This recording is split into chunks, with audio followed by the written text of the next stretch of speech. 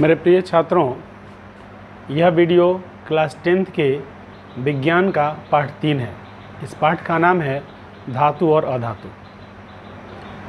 मैं उम्मीद करता हूँ कि आप इस वीडियो को देखें, इससे अपना फेयर करें, अपना नोट्स बनाएं और बोर्ड में जाकर के बहुत अच्छा नंबर प्राप्त करें। मैं जो आपको नोट्स दे रहा हूँ, इससे बाहर बोर्ड में क्वेश्चन नहीं आता है। इसलिए बच्चों, मैं उम्मीद करता हूँ कि आप बढ़िया से नोट्स को बनाइए। यह पार्ट 1 है और पार्ट 1 हम लोग शुरू करते हैं। यह है बच्चों पार्ट 3। इसको हम लोग सबसे ऊपर आप लोग हेडिंग डाल लीजिए, पाठ 3। इसका नाम है धातु एवं अधातु। धातु एवं अधातु। इसका इंग्लिश होगा मेटल्स एंड नॉन मेटल्स।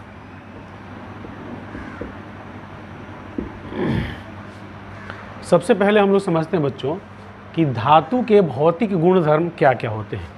तो हम लोग हेडिंग बनाएंगे धातुओं के भौतिक गुणधर्म। धातुओं के भौतिक गुणधर्म, इस पर हम लोग अब पढ़ाई करने जा रहे हैं। भौतिक गुणधर्म, ठीक है बच्चों, यह आप लोग अंडरलाइन कर सकते हैं। अब यहाँ 1 नंबर पहला गुण हम लोग लेंगे, यह होता है धातुई चमक।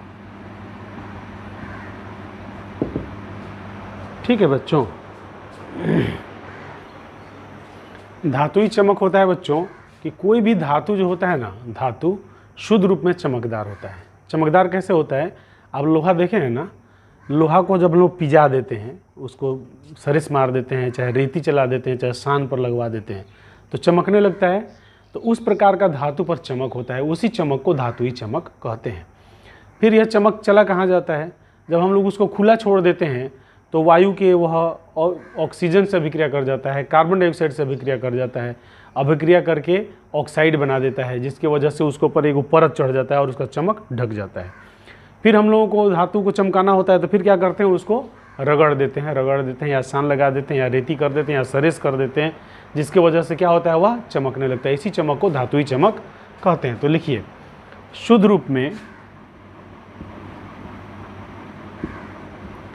रूप में धातुएं चमकदार होती हैं।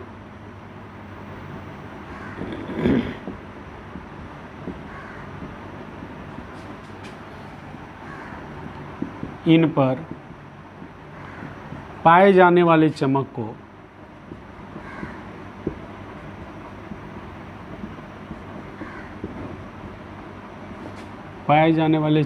को धातुई चमक कहते हैं।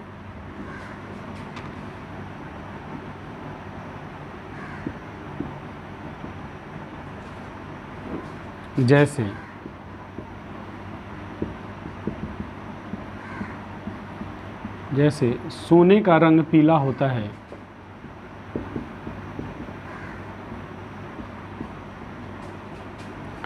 तांबा का रंग लाल भूरा,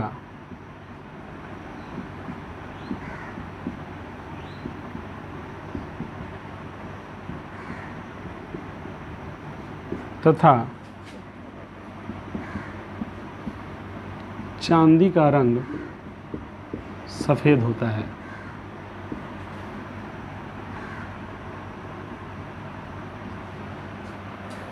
अब आगे लिखेंगे, धातुओं को खुला छोड़ देने पर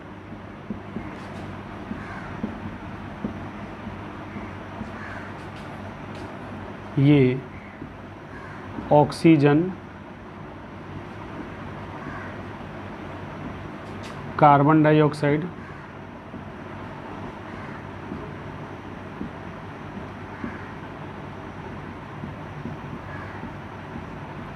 तथा जल से अभिक्रिया करके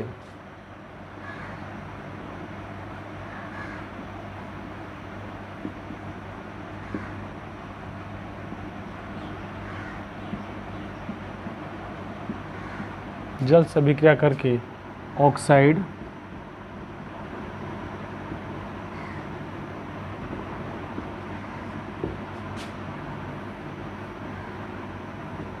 कार्बोनेट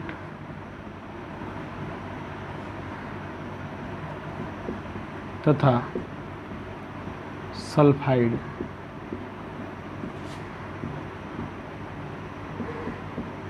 बनाते हैं। अब ऊपर लिख देते हैं बच्चों, यहाँ हम लोग ऊपर लिख लेते हैं, लिखिएगा बनाते हैं जिससे इनकी चमक खत्म हो जाती है।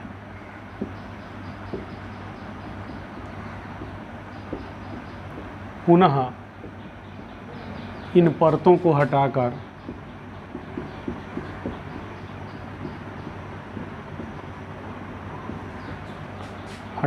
इन पर चमक लाया जाता है। इस प्रकार धातुई चमक खत्म हुआ बच्चों। आप लोग अपने फेयर में इसको अपने फेयर में उतार लीजिए और उतार करके नोट्स में शामिल कीजिए। अब धातुओं का दूसरा गुणधर्म है बच्चों, दूसरा गुणधर्म कठोरता। कठोरता को हार्डनेस कहा जाता है। देखिए सामान्यतः सभी धातुएं कठोर होती हैं, लिख देंगे इसमें कठोरता आप लोग समझ रहे हैं। सामान्यतः सभी धातुएं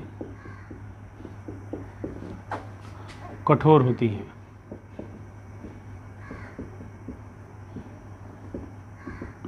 किंतु पारा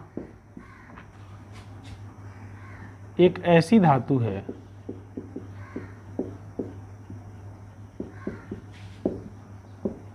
जो कमरे के ताप पर द्रव रहता है। ठीक है बच्चों। फिर उसके बाद सोडियम, लिथियम, पोटेशियम, तीन हम लोग धातु लिखेंगे कि सोडियम,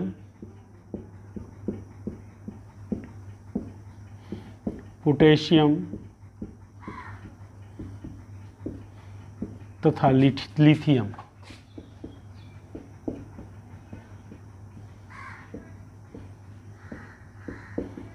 ऐसे धातु हैं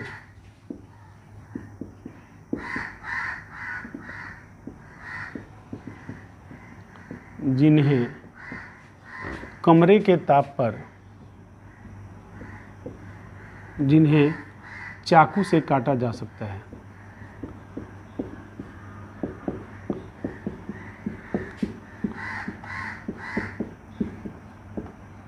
ठीक है बच्चों, तो यह होगा दूसरा गुणधर्म। दूसरा गुणधर्म है कठोरता। तीसरा गुणधर्म है आघातवर्ध्यता।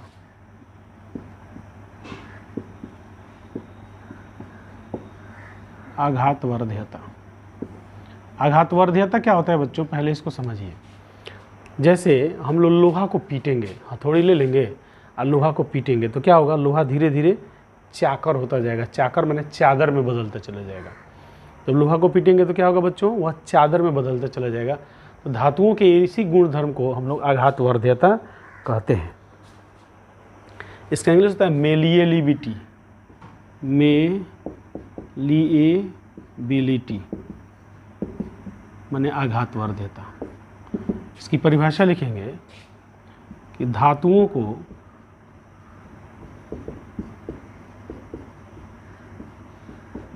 कठोर चीज़ों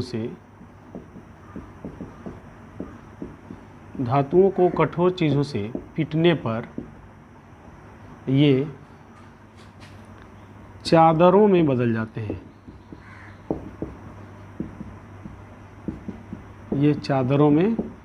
जाते हैं।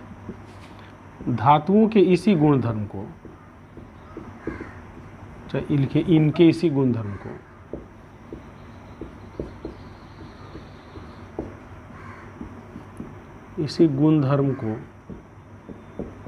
आघातवर्ध्यता कहते हैं।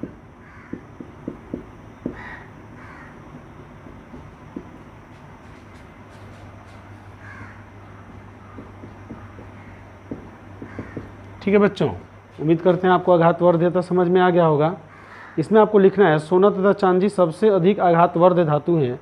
इसके बाद एल्यूमिनियम एवं तांबा सबसे कम आघातवर्ध्य धातु हैं। लिखेंगे जैसे सोना एवं चांदी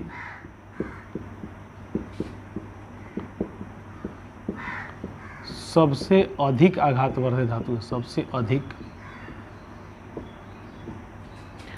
आघातवर्ध्य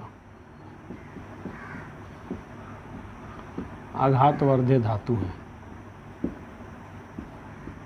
बात समझ गए बच्चों। इसीलिए सोना चांदी को जब हम लोग पीटते हैं ना तो वह चादर में बदल जाता है, जिसकी वजह से हम इसमें गहना बनाते हैं। अब लिखिए, अब अगला गुण है तन्यता। तन्यता की डक्टिलिटी। अब चौथा गुणधर्म है तन्यता का इंग्लिश होगा डक्टिलिटी। तन्यता क्या होता है कि धातु, जैसे सोना चांदी के, आप सोनार का दुकान में जाइएगा तो सोना को पकड़ के लमराते लमराते तार बना देता है। तो इसी गुण को हम लोग तन्यता कहते हैं कि धातुओं को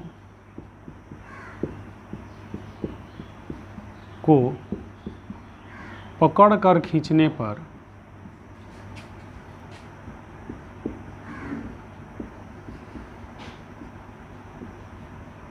पर वे तार में बदल जाते हैं।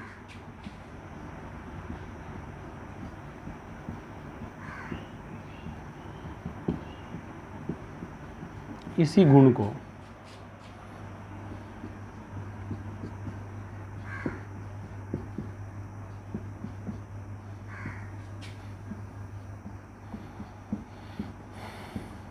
तन्यता कहते हैं। जैसे सोना सबसे अधिक तन्य धातु है, सबसे अधिक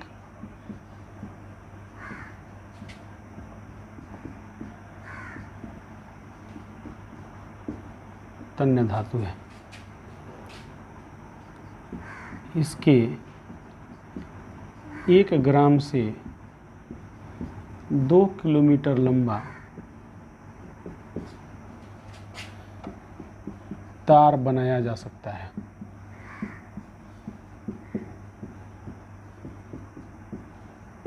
ठीक है बच्चों, तो हम लोग 4 गुण पढ़ लिए, हमारा बोर्ड भर गया। अब इसको आप लोग उतार लीजिए और अपने नोट्स में शामिल कर लीजिए। अब हम लोग भौतिक गुणधर्म में ऊष्मीय चालकता के बारे में पढ़ेंगे। अब लिखेंगे नंबर 5 नंबर ऊष्मीय चालकता। ऊष्मीय चालकता थर्मल कंडक्टिविटी, इसका इंग्लिश होगा थर्मल कंडक्टिविटी।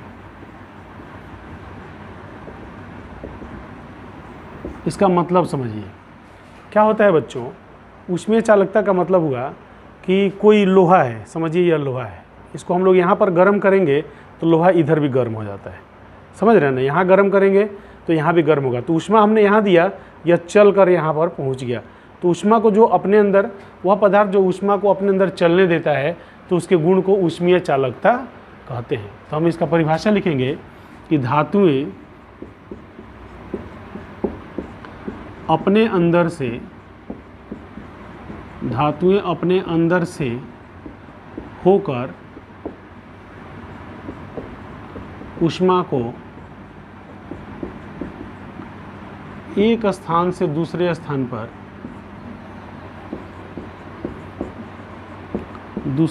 पर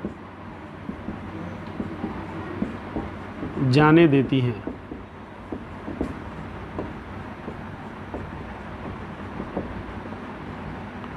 इसी गुण को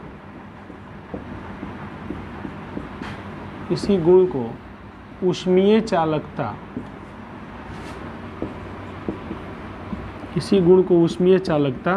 कहते हैं। ठीक है बच्चों, जैसे सोना तथा चांदी ऊष्मा के अच्छे चालक हैं।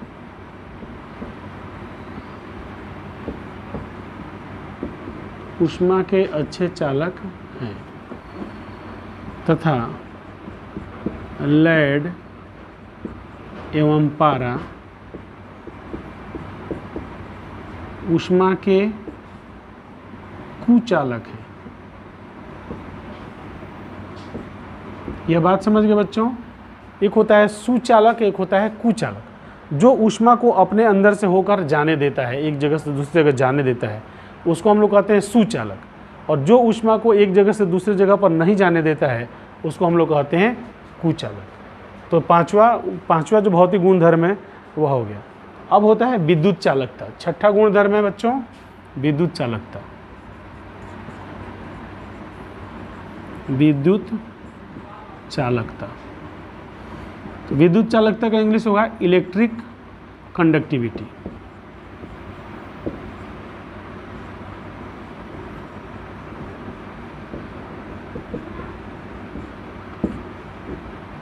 फिर जैसे ऊष्मा के बारे में हम लोग बात किए, उसी प्रकार विद्युत के बारे में। धातुएं अपने अंदर से विद्युत को एक स्थान से दूसरे स्थान, जैसे तांबा का तार आप लगाते हैं ना, इधर विद्युत का कनेक्शन देते हैं तो इधर बल्ब बढ़ने लगता है कि नहीं, बल्ब का कनेक्शन दे दिए और यहाँ जैसे ही जोड़ते हैं तो बल्ब, इसका मतलब वह विद्युत को अपने अंदर से जाने देता है। तो जो पदार्थ अपने अंदर से विद्युत को जाने देता है उसके गुण को विद्युत चालकता कहते हैं। तो यहाँ पर लिखेंगे धातुएं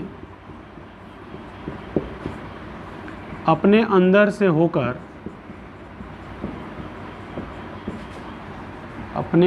से होकर विद्युत को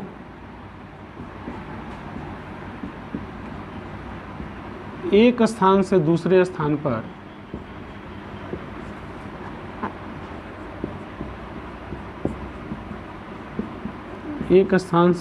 स्थान पर जाने देती हैं, जाने देते हैं। इनके इस गुण को विद्युत चालकता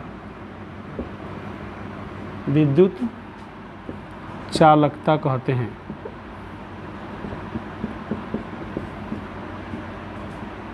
इस गुण को विद्युत चालकता कहते हैं। ठीक है बच्चों, इसमें लिखेंगे जैसे चांदी एवं कॉपर विद्युत के अच्छे चालक हैं।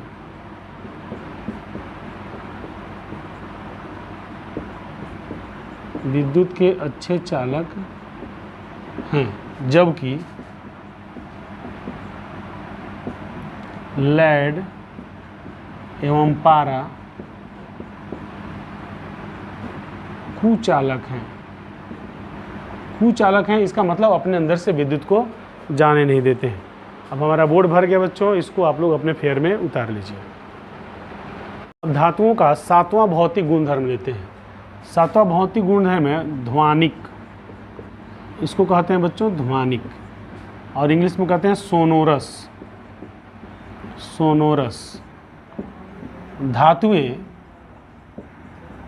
धातुओं को कठोर सतह से चोट करने पर ये आवाज़ करती हैं।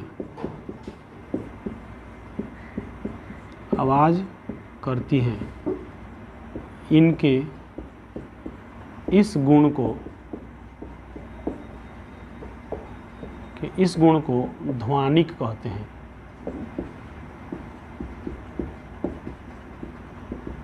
जैसे विद्यालय की घंटी।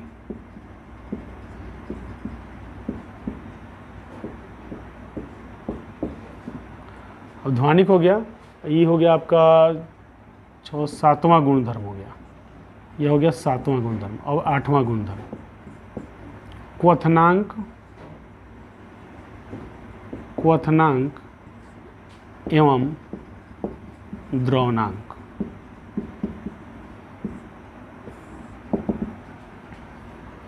क्वथनांक एवं द्रवणांक। क्वथनांक बने होता है बच्चों boiling point, boiling point, and द्रवणांक बने होता है मेल्टिंग पॉइंट।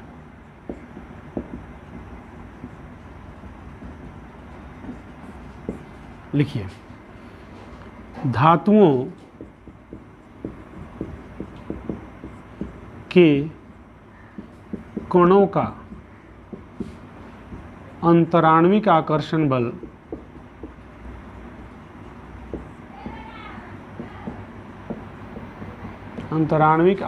बल अधिक होता है,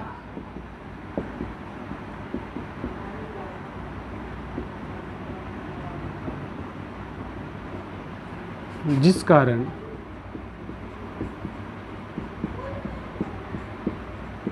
उनका क्वथनांक एवं द्रवणांक उच्च होता है।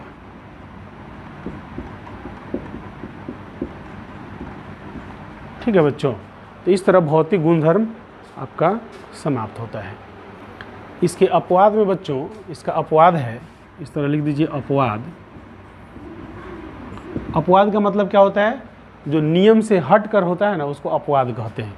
तो गैलियम एवं सीजियम, गैलियम हम लोग कह रहे हैं उच्च होता है, किंतु गैलियम एवं सीजियम ऐसे धातु हैं, गैलियम एवं सीजियम ऐसे धातु हैं। अपवाद ये कैसे हैं? अपवाद इस मायने में है कि हम लोग कह रहे हैं कि क्वथनांक द्रवणांक उच्च होता है, परंतु यह गैलियम और सीजियम ऐसे धातु हैं जो हाथ पर रखते ही पिघलने लगते हैं, जो हाथ पर रखते ही पिघलने लगते हैं। पिघलने लगते हैं इसका मतलब क्या हुआ? इसका द्रवणांक बहुत कम हो गया। ठीक है बच्चों, तो इसको आप लोग बोर्ड पर से अब फेयर में उतार लीजिए, और फिर हम आगे का, अब भौतिक गुणधर्म समाप्त हो चुका है, अब आगे हम क्वेश्चन आंसर हल करते हैं। अब हम लोग इस टॉपिक में कुछ प्रश्नों को डील करेंगे। यहाँ लिखेंगे प्रश्न लिखेंगे, भोजन बनाने वाले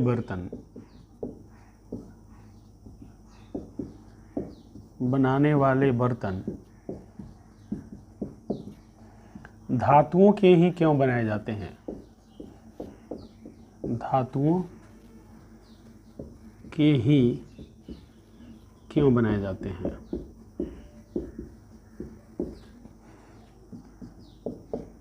समझ रहे होंगे बच्चों, तो इसको समझिए। देखिए, भोजन जो हम लोग बनाते हैं ना, जैसे भोजन बनाने का जो बर्तन होता है जिसमें भात बनता है, दाल बनता है, सब्जी बनता है, वह धातु का होता है।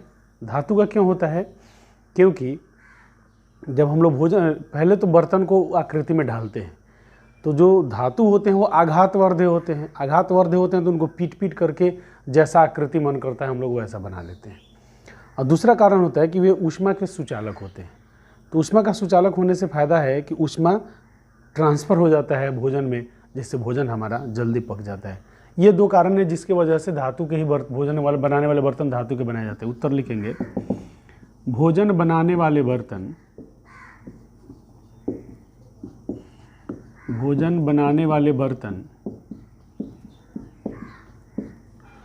धातुओं के बनाने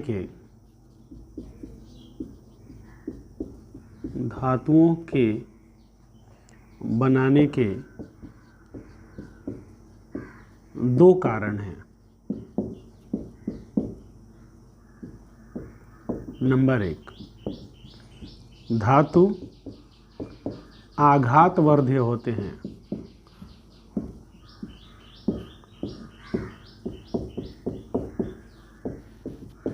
जिससे हम इन्हें इच्छा अनुसार आकृति दे सकते हैं।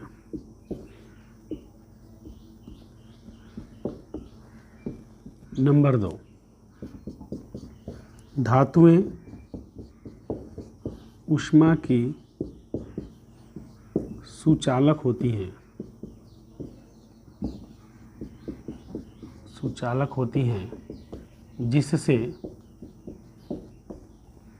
ऊष्मा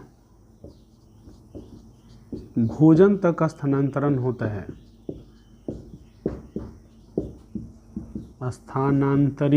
स्थानांतरित होता है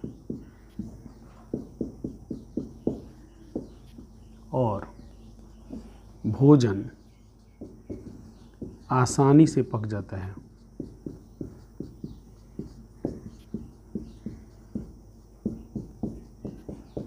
और भोजन आसानी से पक जाता है। ठीक है बच्चों, तो इस तरह हम लोगों ने इसका आंसर दे दिया। इसको आप लोग अपने फेयर में उतार लीजिए। यहाँ पर 1 नंबरिया कुछ प्रश्न आ रहा है, इसको नोट करके लिख लीजिए।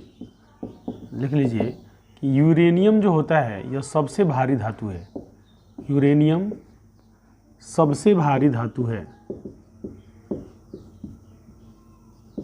सबसे भारी धातु है, तथा लिथियम सबसे हल्की धातु है, सबसे हल्की धातु है। ये बात आपको समझ में आया कि नहीं बच्चों?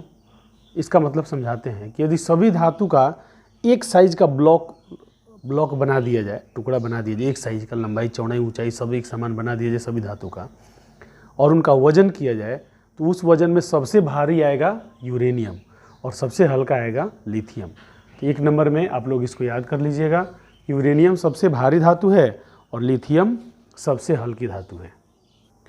एक और प्रश्न हम लोग डील करेंगे। क्या बिजली का तार देखें ना बच्चों, तो बिजली का जो तार देखें तो अंदर में तांबा एल्युमिनियम लगा रहता है, उसके ऊपर एक रबड़ चढ़ा रहता है प्लास्टिक जैसा। वह क्यों चढ़ा रहता है? तो आप कहेंगे करंट नहीं मारे इसलिए चढ़ा रहता है। सही बात है। तो इसको हम लोग अपनी विज्ञान की भाषा में लिखेंगे। यहाँ उसके लिए हम प्रश्न लिख देते हैं। बिजली के तारों पर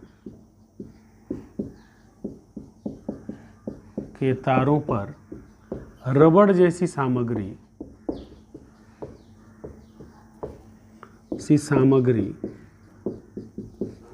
क्यों चढ़ी रहती है?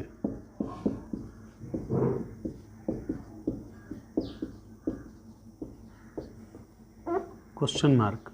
अब उत्तर देंगे कि बिजली के तारों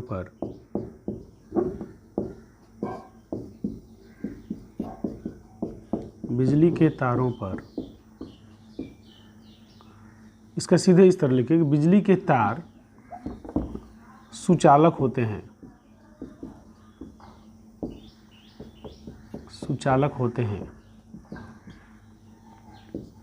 इनके ऊपर चढ़ा रबड़ की सामग्री विद्युत का कुचालक होता है।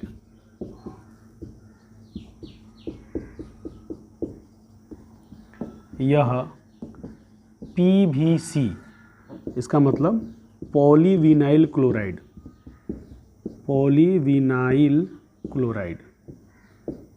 का बना होता है। पॉलीविनाइल क्लोराइड का बना होता है। ठीक है बच्चों, यहाँ लिखेंगे क्योंकि खुला तार से विद्युत आघात लग जाता है,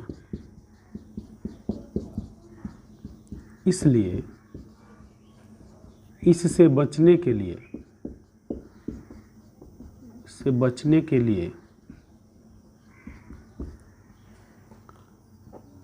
बिजली के तारों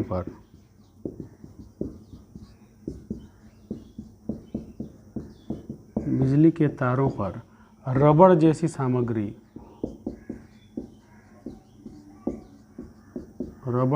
सामग्री चढ़ा दी जाती है।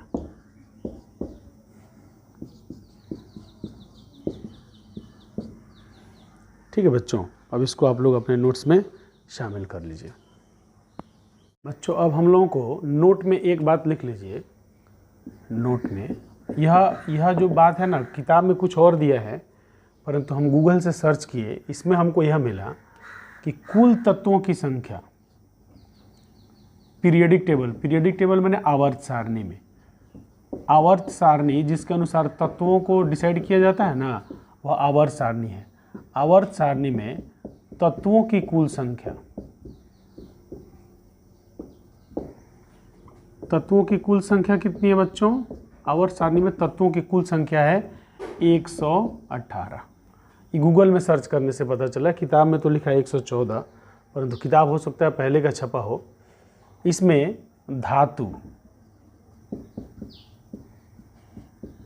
धातुओं की कुल संख्या, इसमें धातु है 92, अधातु की संख्या, अधातुओं की कुल संख्या है 20 और उपधातुओं की कुल संख्या, उपधातुओं की कुल संख्या है 6। ठीक है बच्चों, इस तरह से आवर्त सारणी में तत्व, धातु और अधातु हैं। इनको आप नोट्स में लिख लीजिए। यह गूगल से लिया गया डाटा है, जबकि आपके किताब में छपा हुआ पुराना है, या पुराना डाटा इसमें दिया हुआ है। अब हम लोग अधातुओं का भौतिक गुण पढ़ेंगे। अब हम लोग हेडिंग बनाएंगे अधातुओं के भौतिक गुणधर्म। अधातुओं के भौतिक गुणधर्म, अधातुओं के भौतिक गुणधर्म पढ़ेंगे। नंबर 1, सभी जो अधातु है ना, वह जो है या तो ठोस है नहीं तो गैस है। और ब्रोमीन एक अधातु है,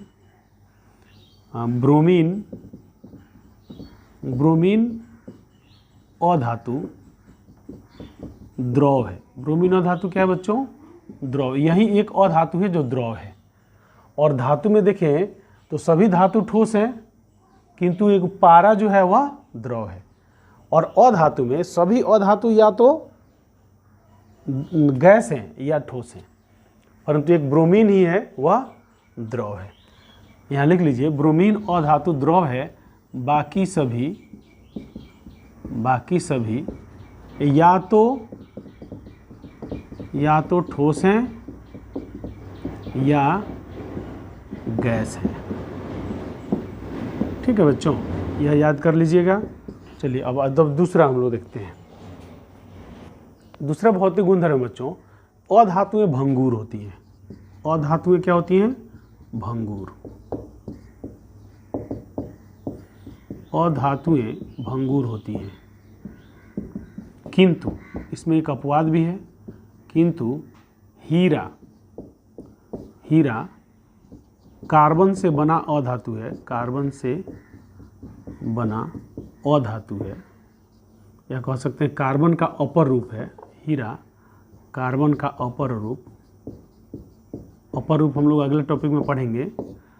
किंतु हीरा सर्वाधिक कठोर पदार्थ है, सर्वाधिक कठोर पदार्थ है। ये बात समझ में आए कि नहीं बच्चों? देखिए यहाँ कह रहा है कि धातुएं तो भंगुर होती हैं। भंगुर का मतलब जब उसको मारेंगे ना हथौड़ी से, तो वह माटी के ढेला की तरह चूर चूर हो जाएगा, तो ऐसी को भंगुर कहा जाता है। तो अधातुएं तो भंगुर होती हैं, किंतु हीरा भी है, एक अधातु है, यह कार्बन का अपर रूप होता है। यह दुनिया का सर्वाधिक कठोर पदार्थ है, सर्वाधिक कठोर, कठोरतम लिखिए, कठोरतम पदार्थ। जब कठोरतम लिख दिया तो सर्वाधिक की जरूरत नहीं है। बात कुल मिला के आप समझ रहे हैं जी, कठोरतम पदार्थ है। अब आइए तीसरे नंबर पर हम लोग आते हैं।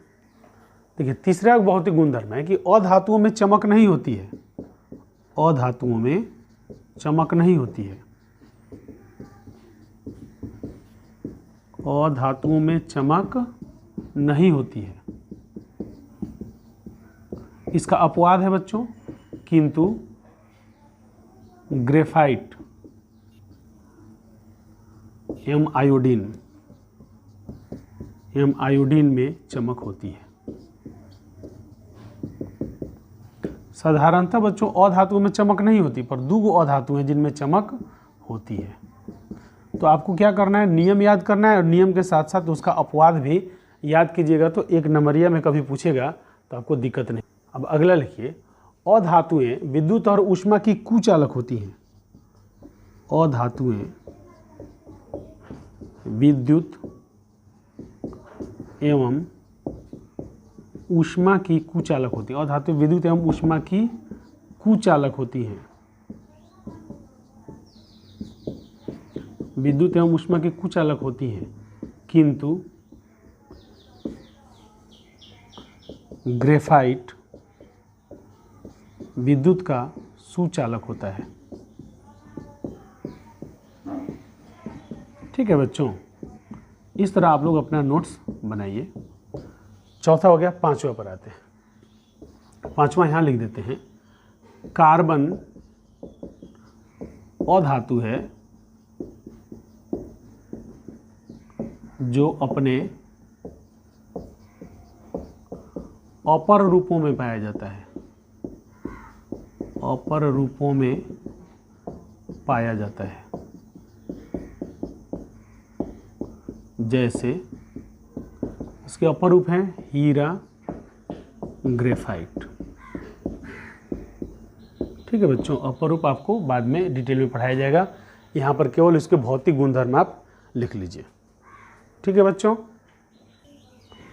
हाँ बच्चों, यह टॉपिक आपका समाप्त होता है। अधातुओं का जो भौतिक गुण लिखे हैं ना, उसमें एक और गुण बढ़ा दीजिएगा कि अधातुएं आघातवर्ध्य और तन्य नहीं होती हैं। अधातुएं आघातवर्ध्य और तन्य नहीं होती हैं। अधातुओं के भौतिक गुणधर्म में यह एगो टॉपिक मैंने एगो पॉइंट बढ़ा दीजिएगा। ठीक है ना। इस तरह आपका ये टॉपिक समाप्त होता है। अब इससे संबंधित जो प्रश्न पाठ के पीछे, जो टॉपिक के पीछे जो दिया गया है, उस पर हम लोग चर्चा करते हैं। इसको आप लोग हम मौखिक बता रहे हैं, इसका आप लोग उत्तर लिख लीजिएगा। कह रहा है, ऐसी धातु का उदाहरण दीजिए जो नंबर 1 कमरे के ताप पर द्रव होता है। तो कमरे के ताप पर द्रव कौन धातु है बच्चों? आप जानते हैं पारा है, तो लिख दीजिएगा उत्तर में पारा। पारा को अंग्रेजी में मरकरी भी कहते हैं, मरकरी, MERCURY, मरकरी। तो वह धातु जो कमरे के ताप पर द्रव अवस्था में होता है, वह क्या है जी? पारा है। चलिए दूसरा क्वेश्चन, चाकू से आसानी से काटा जा सकता है। तो वह धातु जो चाकू से, देखिए धातुएं अक्सर कठोर होती हैं, कठोर चाकू भी जो लोहा से बना है वह भी धातु है, परंतु कुछ धातु इतनी मुलायम होती है, अपवाद है। अपवाद क्या होता है? जो नियम से हट के है। कुछ धातुएं इतनी मुलायम होती है कि उनको आप चाकू से काट सकते हैं। उन धातुओं का नाम है पोटेशियम, लिथियम और सोडियम। सोडियम, पोटेशियम, लिथियम मुलायम धातुएं हैं जो चाकू से काटा जा सकता है, जबकि धातुओं का भौतिक गुणधर्म होता है कठोरता। देखिए यहाँ पर अपवाद आ रहा है ना, कठोरता, परंतु लिथियम, सोडियम और पोटेशियम ऐसी धातुएं हैं जिनको हम चाकू से काट सकते हैं। तो इसका उत्तर क्या हुआ बच्चों? लिथियम, पोटेशियम और सोडियम। तीसरा, ऊष्मा के सबसे अच्छी चालक होती हैं। ऊष्मा के सुचालक कौन सी धातु जो अच्छा चालन करती हैं, वो कौन सी है? चांदी और कॉपर। अब देखिए बिजली का तार किससे बनता है? कॉपर से। और कंप्यूटर के अंदर जो चिप्स रहता है, चिप्स के अंदर जो होता है वो चांदी का तार लगा रहता है। ठीक है ना, क्योंकि विद्युत का सुचालन जो है वो अच्छा से कर सके, जिससे हमारे डाटा का जो आना जाना है, जो ट्रैफिक बना हुआ है वह फास्ट रहे। इसलिए चांदी और कॉपर जो होता है विद्युत का अच्छा चालक है, इसलिए इनसे विद्युत का तार बनाया जाता है। ऊष्मा की कुचालक होती हैं। ऊष्मा की कुचालक कौन कौन है? लेड और सीसा। ऊष्मा की कुचालक धातु, ऐसी सभी धातु ऊष्मा की सुचालक होती हैं, परंतु नियम से अलग हटके है लेड और सीसा जो ऊष्मा की कुचालक होती है। तो इसका आंसर लिखिएगा लेड और सीसा। चलिए क्वेश्चन नंबर 2, कह रहे आघातवर्ध्य तथा तन्य का अर्थ बताइए। मैंने आघातवर्ध्य क्या होता है इसका परिभाषा हम लोग नोट्स में लिख लिए हैं, तन्य क्या होता है इसका भी परिभाषा हम लोग नोट्स में लिख लिए हैं। इस तरह बच्चों आपका यह टॉपिक समाप्त होता है। मैं उम्मीद करता हूं कि आप हमारे वीडियोज़ को रेगुलर देखते रहिए और जो भी नोट्स बनवाया जाता है उस नोट्स को आप कंप्लीट कीजिए, और जितना आप पढ़ाई कर लिए हैं उन सब पूरा पढ़ाई को आप याद कीजिए, तभी आपका बोर्ड में अच्छा से अच्छा नंबर आ पाएगा। हमारे वीडियोज़ को आप देख रहे हैं, इसके लिए बहुत बहुत धन्यवाद।